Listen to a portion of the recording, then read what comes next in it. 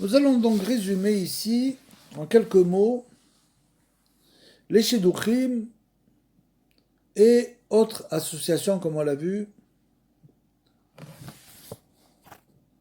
Association, offre d'emploi, etc. C'est des cas où on peut dévoiler la vérité, on peut faire du Lashon Hara. Donc pour revenir aux trois situations du début, c'est-à-dire Shidduchim, association ou proposition de travail. On peut conclure que lorsqu'on connaît un élément négatif qui objectivement fait de l'association envisagée une erreur, on a l'obligation d'en parler. On dit association, c'est toujours les trois cas. En revanche, si ces données ne conduisent pas objectivement à une telle conclusion, mais risquent seulement d'affecter l'avenir des intéressés, on n'a pas à intervenir de sa propre initiative, comme on l'a dit, mais on doit répondre honnêtement aux questions précises posées sur ce sujet.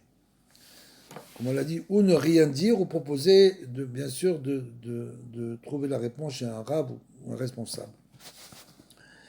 S'il y a objectivement, il n'y a pas de raison que ce qu'on sait puisse avoir de l'incidence sur l'association envisagée, mais qu'il est clair que l'autre partie y attache de l'importance, on ne doit pas en parler de sa propre initiative, et on doit donc éviter de le dire même lorsqu'on est interrogé. On n'a cependant pas le droit d'encourager cette partie à s'engager dans cette association. C'est-à-dire que pour certaines choses que, comme on l'a dit, qui ne sont pas d'une importance primordiale, on ne dit rien, mais on ne doit pas par contre encourager l'autre, bien sûr, si on sait qu'il y a un tel problème, comme on l'a dit. Si on veut, par exemple, se marier avec une femme ou un homme qui a 5 ans de moins que nous, etc., et que c'est pas exactement, alors on peut ne rien dire. Une note pour conclure, donc. Il faut comprendre qu'il existe une variété infinie de situations autorisant à transmettre des informations péjoratives dans un but constructif, la shonara, dans le cercle de famille, d'amis, communautaires, d'affaires, de travail éducatif. Aucun ouvrage ne pourrait fournir des instructions précises pour chaque cas, bien sûr. Tout ce qu'on peut faire, c'est d'apprendre les règles détachées de comprendre les principes de base et toujours, bien sûr, s'habituer à contacter une personne professionnelle ou contacter un rave afin d'agir comme il se doit dans ce genre de situation. Il faut donc un intermédiaire. Le meilleur des remèdes, c'est le silence, comme c'est écrit dans la Megillah, la Sechet Megillah 18. Le silence est une barrière autour de la sagesse, comme on l'a dit. Le silence est bon pour le sage, à plus forte raison pour le sot.